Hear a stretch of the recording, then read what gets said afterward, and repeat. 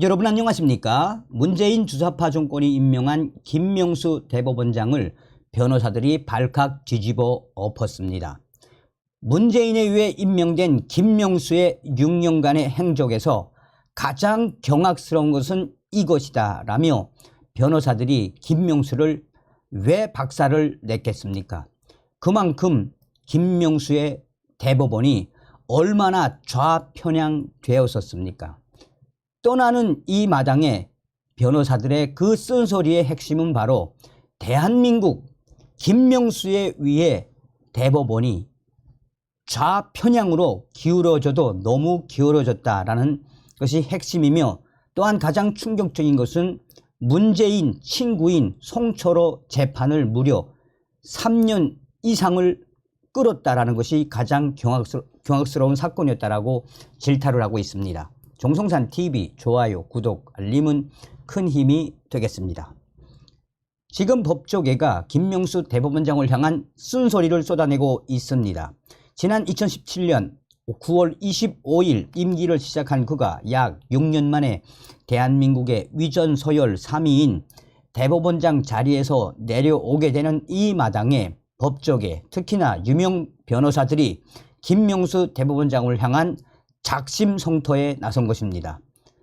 법조계에서는 진보 성향 판사들의 모임인 우리법연구회 출신인 김명수 대법원장이 임기 동안 우리법 출신 법관들을 요직에 대고 등용했으며, 이는 법치주의의 근간을 훼손시킨 행위라고 강하게 질타하고 있습니다.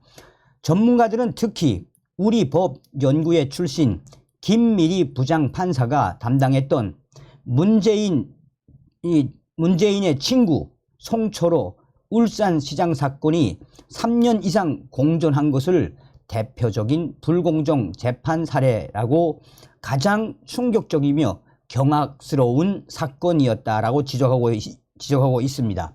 문재인 정부에서 더불어민주당과 민노총 언론노조에 의해 사실상 축출된 김장겸 전 MBC 사장에 대한 재판 지연도 노골적인 위더성이 엿보인다는 게 법조계의 중론입니다.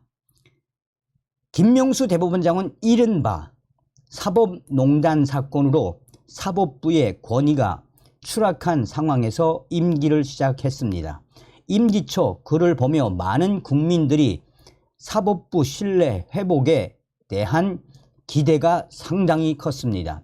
하지만 김명수 대법원장 처음부터 쇼로 시작해 끝까지 쇼를 이어갔다라는 것이 법조계의 중론입니다.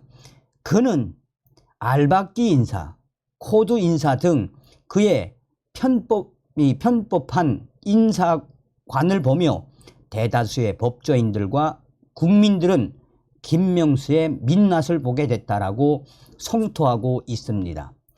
김명수 대법원장은 임명 초창기에는 버스를 직접 타고 왔고, 또 법원을 이 중립에 서서 재판을 잘하는 법원으로 만들겠다라고 이 국민들에게 약속을 했었습니다. 김명수 대법원장은 진보적 성향으로 평가받는 우리법연구회와 국제인권법연구회장을 지낸 경력이 있는 사람입니다.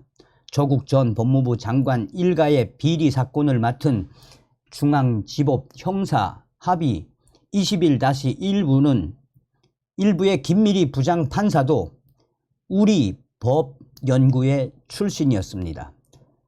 사법행정권 남용 사건을 맡았던 윤종섭 부장판사도 국제인권법연구회 소속이었습니다.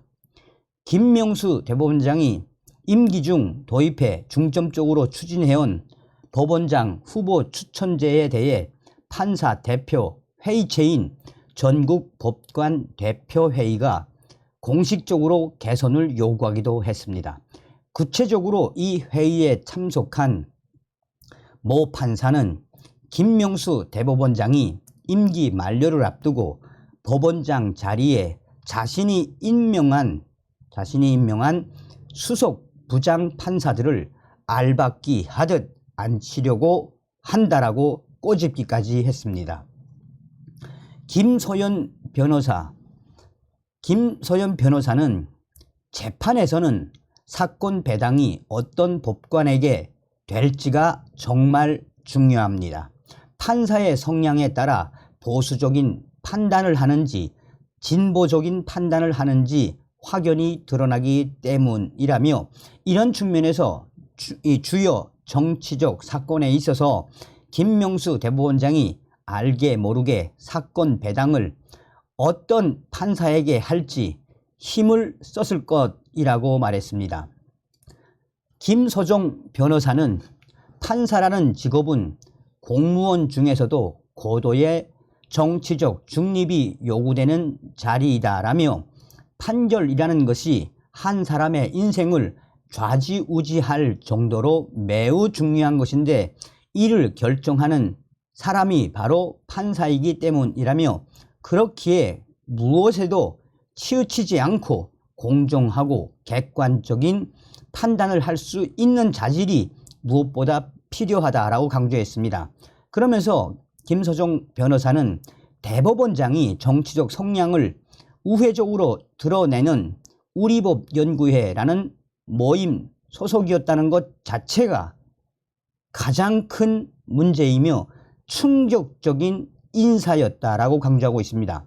아울러 대법원장이 이 모임 소속 법관들을 요직에 대고 기용했다는 것 자체가 대한민국의 법치주의 근간을 훼손시킨 행위라고 생각한다라며, 대법원장으로서 자질이 상당히 의심되는 부분이 있다라고 강조했습니다. 실제 이 때문에 편파적인 판결도 많이 나왔다라고 김소정 변호사는 작심 발언을 쏟아냈습니다.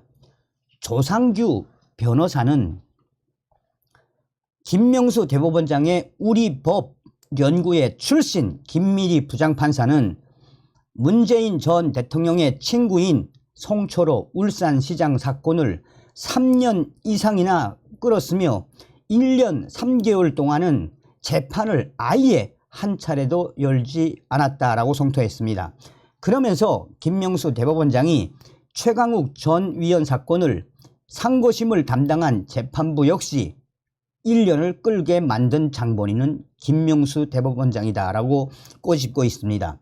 국회의원 임기가 4년인데 1년 반 동안 재판을 지체시켰다는 것 자체가 말이 안 된다라고 조상규 변호사는 김명수 대법원장을 강하게 비판했습니다. 문재인 정부 당시 더불어민주당과 민노총 언론노조에 의해 사실상 축출된 김장겸 MBC 전 사장에 대한 재판 지연도 극히 의도적이었다라고 법조계는 강조하고 있습니다.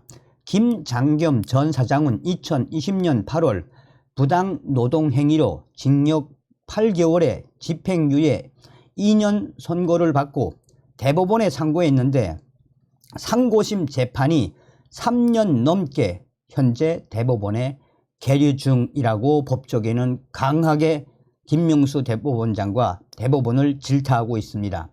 이와 관련해 MBC 노동조합 제3노조는 김장겸 사장의 재판은 문재인 정권과 민노총 언론노조가 합작한 사실상의 국가폭력임을 설명하고, 다만 무죄가 아니어도 좋으니 빨리 판결이라도 내려달라는 청원을 수차례 냈지만 아무 소용이 없었다라고 강하게 비판했습니다. 이들은 그러면서 이제는 대법원마저 판결을 정치적으로 악용하는 게 아닌지 의심된다라며, 그것은 우리 사회 모두의 비극이라고 질타를 하며, 그 비극에서 김명수 대법원장도 비껴가지는 못할 것 같다라며, 직권남용, 허위 공문서 작성 등의 혐의로 고발된 김명수 대법원장 수사가 지연되는 게 사법부 수장에 대한 예우와 무관하지 않을 것이라고 질타했습니다. 그런데 대법원이 나서서 사법부의 권위를 허물어뜨리면 그 공권력 행사의 예외가 얼마나 오래 가겠는가라고 MBC 제3노조는 김명수 대법원장과 대법원을 강하게 질타했습니다. 법조계에서 이렇게 김명수 대법원장에 대한 질타를 쏟아내는 이유는 바로 6년간 김명수 대법원장의 행적, 편향돼도 너무 편향되었던 김명수 대법원장의 충격적인 각오에 대해 그 쓴소리는 바로 앞으로 김명수 대법원장의 운명도 이미 정해져 있지 않겠는가라고 그도 법의 심판을 받아야 한다라고 법조계가 강조하고 있습니다. 다음 시간에 뵙겠습니다. 멸공.